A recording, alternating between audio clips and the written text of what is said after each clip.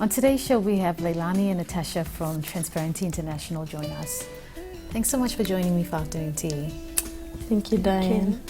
So tell us a bit about yourself. Okay, so Natasha and I are from an organization called Transparency International, PNG.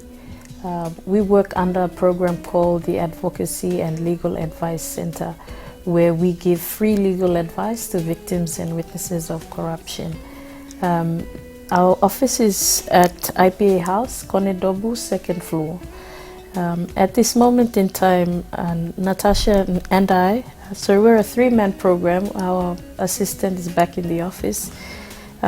We focus on giving legal advice as well as giving advocacy on the types of corruption complaints that come into our office. At this moment in time, our main advocacy campaign is the Know Your Land Rights campaign. The reason behind the Know Your Land Rights campaign is because we've, over the years, had a large number of complaints come into our office that are land related. And so we decided to embark on a Know Your Land Rights campaign in 2013 in the Manus province in Bucho village. From there we gave awareness to the people there on their basic land rights and the basic information like what are state leases, how long a state lease goes on for, the proper processes involved in acquiring state leases, and how customary land loses the hands of customary landowners. So what do you think, I mean, you're talking about advocating, and do you think it's really important in Papua New Guinea that we advocate and educate our people on land rights and the government leases? Definitely. Like traditionally, you don't have land ownership and land dealings are public events, and the more people know about what's happening, they all decide. Now we're combining customary law with introduced law, and what many customary landowners don't realize is that, their land is being, someone is deciding on their land, someone is dealing with the land on paper. And then before they know it, it comes into effect. And then they'll see bulldozers and foreigners on their land. And then they ask, why is this? And we've got the lease. You see, so they really need to know that. They need to, it's very, very important. So can you tell us a bit about the different types of government leases? Okay, so in Papua New Guinea, they've done away with the freehold titles. So all the registered land is owned by the state. The state only gives state leases to different people to own the title for up to 99 years. The smallest lease, if you like, is 3 years.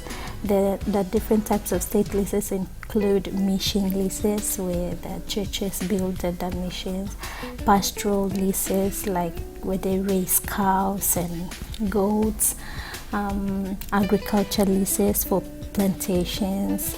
We have urban development leases for extension of towns, and we have business leases for trade centers and industrial areas and all that.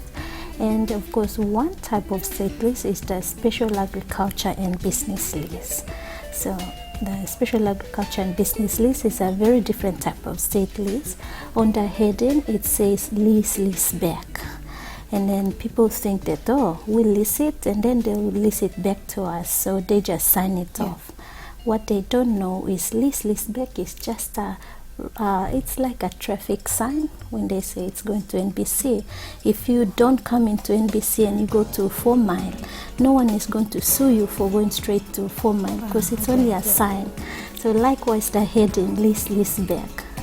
The heading only says lease back, but when you see the content of the law that provides for special agriculture and business leases, there's no procedure for compulsory leasing back of the title to the landowners. So most of this would happen in the rural areas, right? So most of our people don't know when they get into these lease, the SABL, and then next thing you know what they don't know.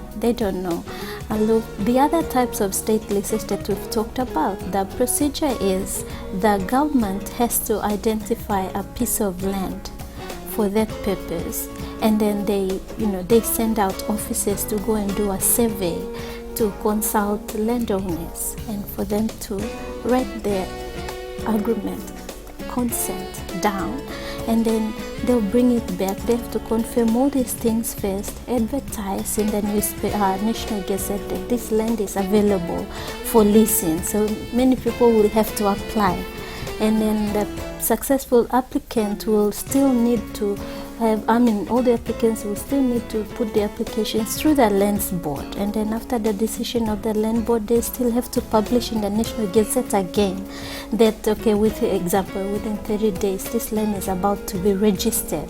So any customary landowners have time to put your claims or dispute or whatever opinion.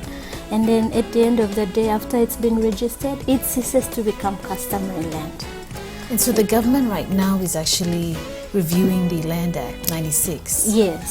The Land Bill, sorry. Yes. And that's in line with the SABL? Yes, directly in line with the SABL, because the government, particularly the Department of Lands, has identified that the SABL issue is not really political or administrative. It's actually our law that gave so many exceptions. Like our current Land Act says that SABL doesn't need to be published in the National Gazette.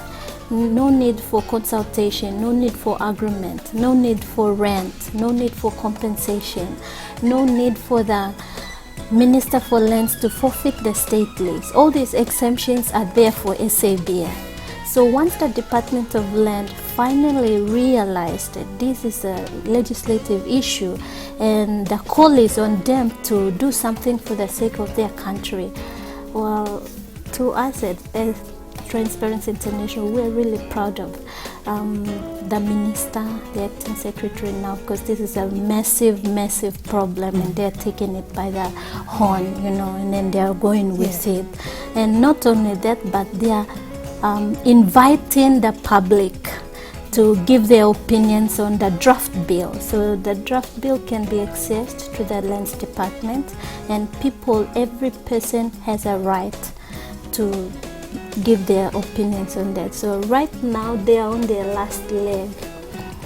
They are in Momase region now, calling on people from Momase region to give their feedback on the bill. Okay. They've done this for the other 3 regions, and then afterwards they intend to pass the bills through the parliament in June. Well, I'm so glad that you both came on the show today to talk a bit about, we don't have, I wish we had a longer time for you to talk more about it, but that's all we have time for. So thanks so much for joining me for Afternoon Tea. Thank you very much.